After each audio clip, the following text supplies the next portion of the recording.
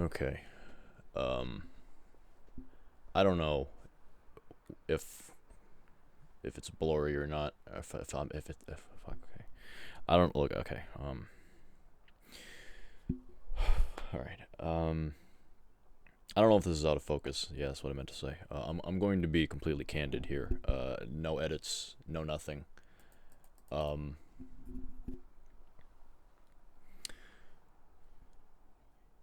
the time is 6:56 a.m. Today is Sunday, December 6th. Um,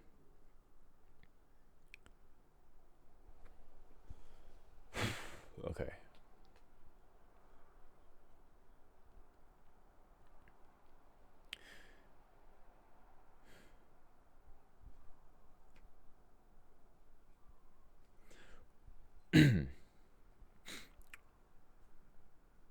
From 10:30 p.m. up until 5:01 a.m.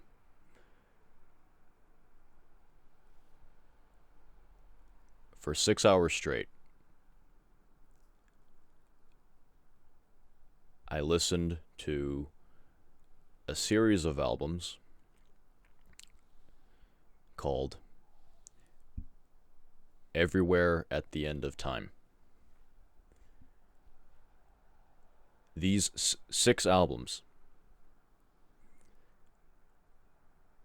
are by a British electronic composer by the name of The Caretaker. And 6 hours.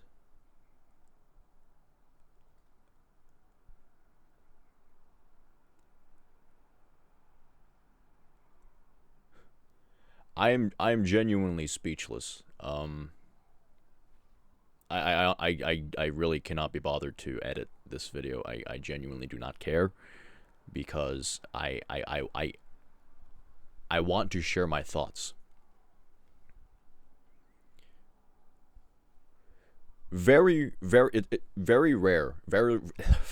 It's very rare that an album leaves me speechless. It's very rare.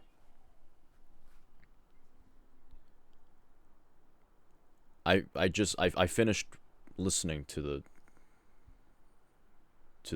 all projects in 6 hours. Just an hour ago. Um, wow, my God.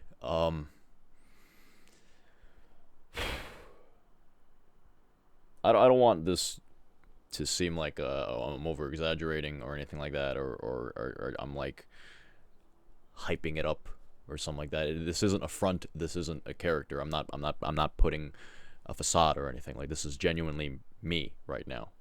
This is me. I am actually speechless.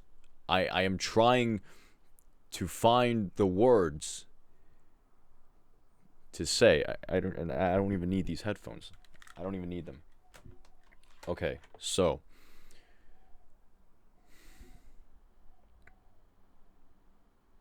I found this album from a video essay. Uh, I was supposed to go to bed. Uh, trying to fix my sleep schedule. Not that it matters anymore, but I'm just trying to fix my sleep schedule. And watching YouTube on my television, and happened to watch a video essay on these albums. I've never heard of these albums. Um, but it was incredibly intriguing how the video essay described that listening to this album will break you. For that, it is the most depressing listening experience you will ever endure. Um,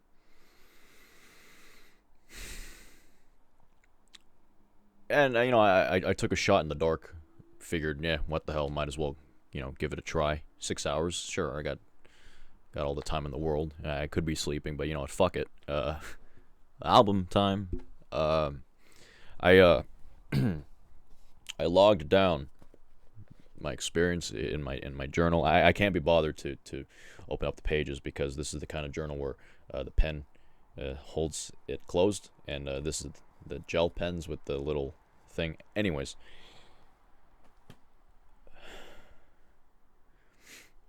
the whole concept of everywhere at the end of time is, well, first of all, it's a dark ambient art music album comprised of samples from British ballroom music from the 20s and 40s. And the whole concept of these projects, is meant to simulate dementia and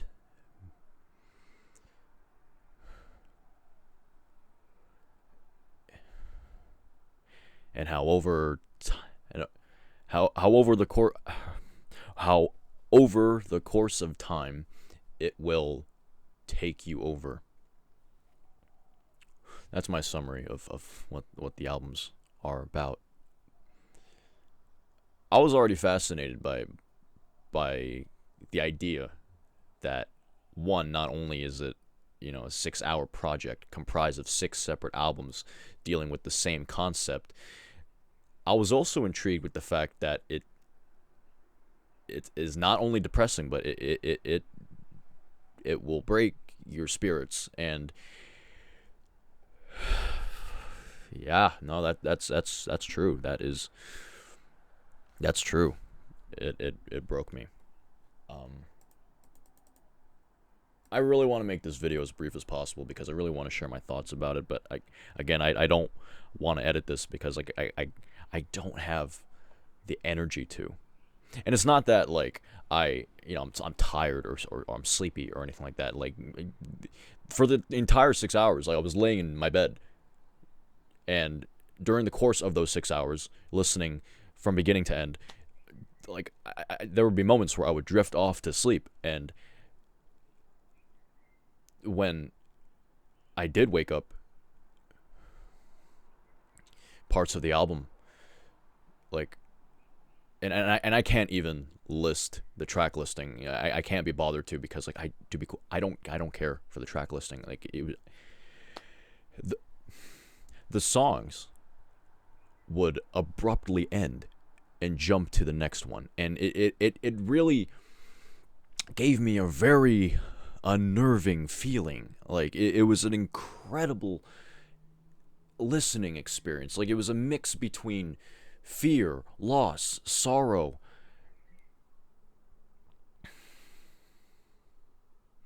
I cried twice, in fact. So the album is comprised of 6 albums, and it's available on YouTube for streaming. That's where I listened to it. And it's split into, well, not split, but it's comprised of 6 stages, when really it's 6 stages of dementia. Stage 1, comprised of entirely of sampled ballroom music, stuff that you would hear in maybe a 1940s film, or maybe films like Casablanca or something like that. It was incredibly unnerving from the get-go because as soon as I pressed play, jumps right in to the first song, and I can't even care to look at the track list because I really don't care. But is this still recording? I have to really make sure it's still recording. Okay. Anyways.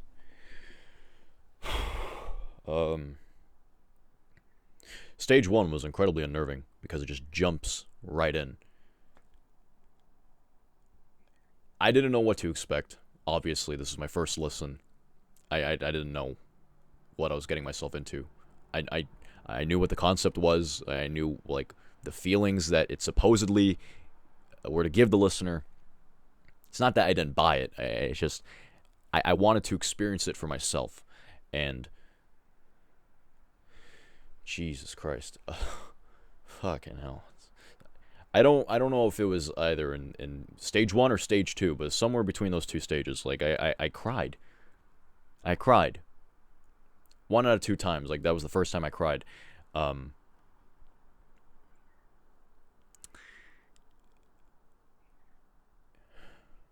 I'll get to the second time I cried in a moment, but throughout stage one and stage two, I was envisioning like this elderly man slow dancing with his wife in an abandoned ballroom. And it was like it was like his last wish to slow dance with his wife alone in a barren place, just so he can cherish his last moment with her before he succumbs to what I can only assume be his death.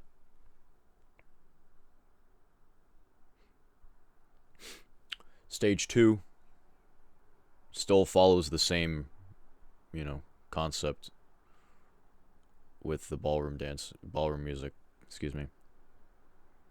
But it's a little bit, warped and distorted, meant to confuse the listener. I honestly didn't catch it the first listen, but like as soon as stage 2 progressed, like I began to listen, and I was hearing a lot of things that seemed out of place. Then stage 3, a bit of the same thing is similar to 1 and 2. And then stage 4,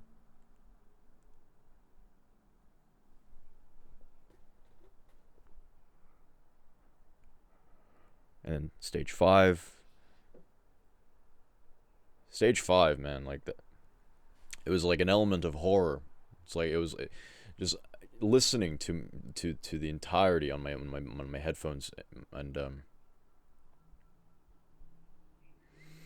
just trying to stomach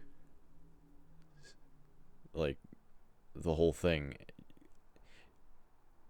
The entire time, the the more I listened, the more paranoid I slowly became. Like I was like I have this weird imagination where like because it was late at it's nighttime and the lights are off and whatnot, and like the like shadowy figures creep out from the corners of my room, and even with my eyes closed, like it felt like something was pressed up against my face. It was like it felt like I was in a coffin. And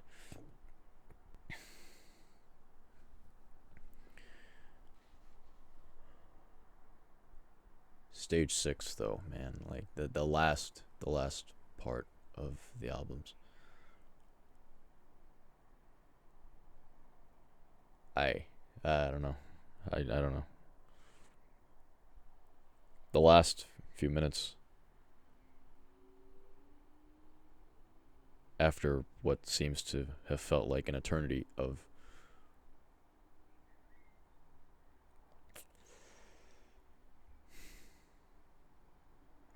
I don't know, fuck, I cannot talk. I cannot talk. The last couple of minutes of stage 6,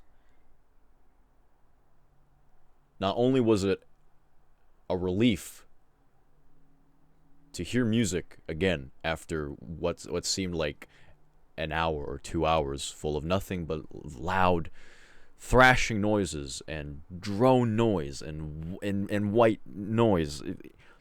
Not only did it feel like a breath of fresh air, but like it really gave me that perspective of being a dementia patient. And because I looked into it, morbid fact, but the last thing that dementia patients do or is they hum their favorite song.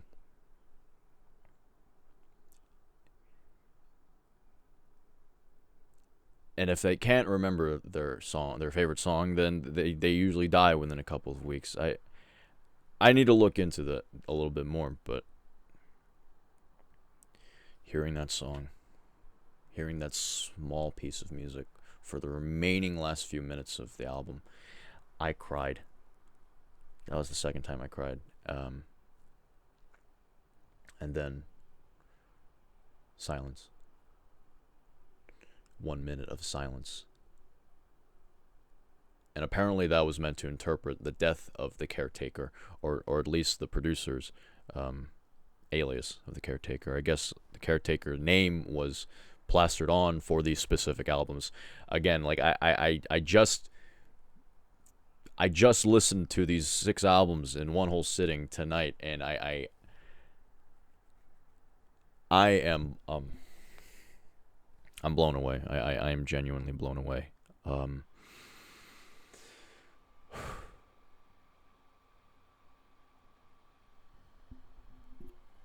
It's interesting. It really is. And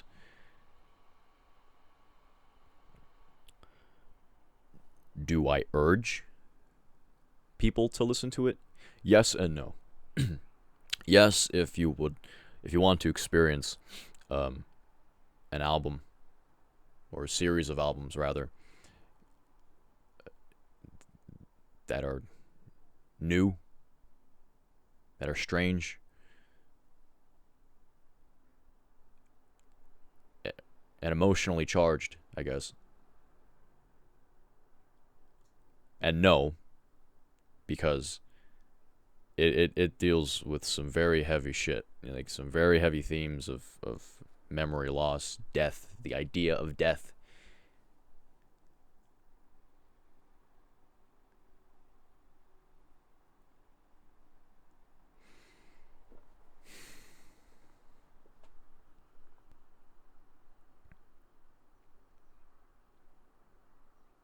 The funny thing is, like, after I shared my thoughts on the whole thing, on my on my on my social media, I tried to go back for a second listen, just to not analyze the songs, but to just, I don't know, listen to the highlights that really, like, made me very anxious. Which, side note, I have to mention, throughout the entire time of laying down, I was feeling incredibly anxious and very. My heart was beating super fast, like, and there would be numerous instances where I would have to, like, do this.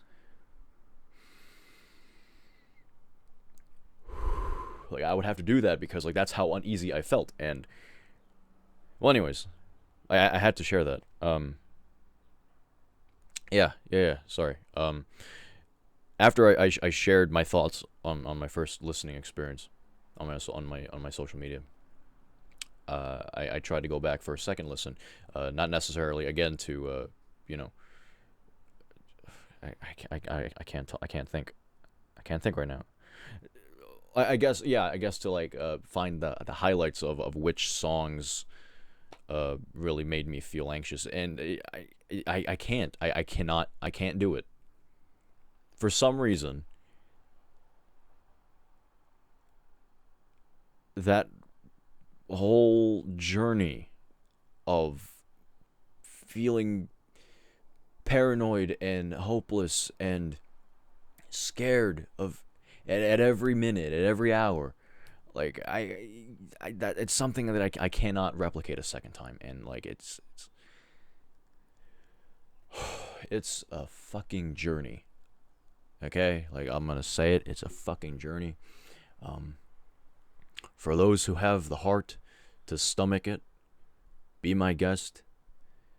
But of course, for those who do want to listen to it, and the link will be in the description. I believe the producer himself put that on. I think that is his personal channel. I wouldn't necessarily say listen at your own risk. Because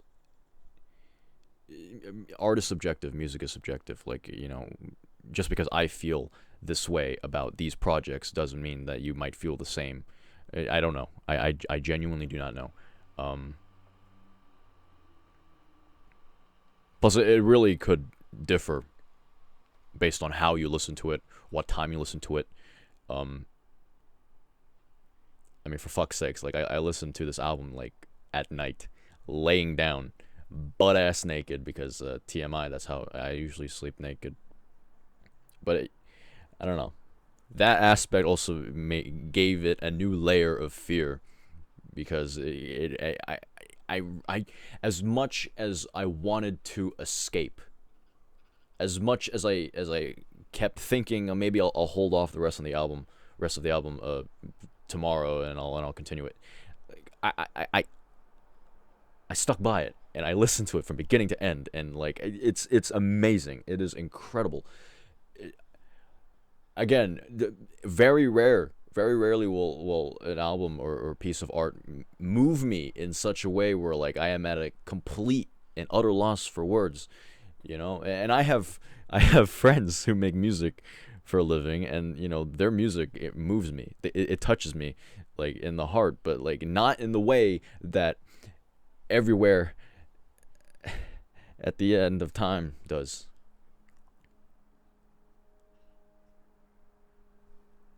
It's amazing. It's amazing. I urge you to listen to it.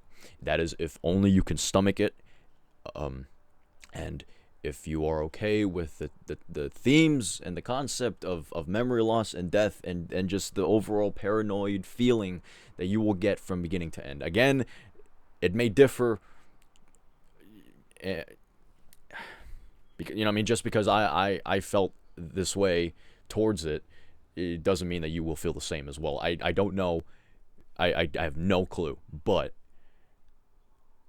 it's a trip. It is a fucking trip, and I urge you to give it a chance.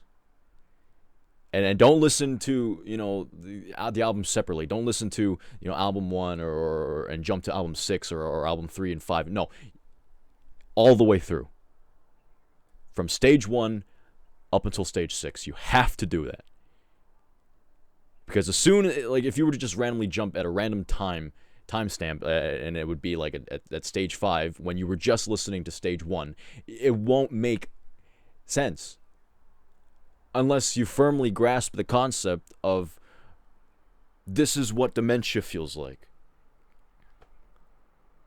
Is this still recording? Oh my fucking god. Okay. Hang on a moment.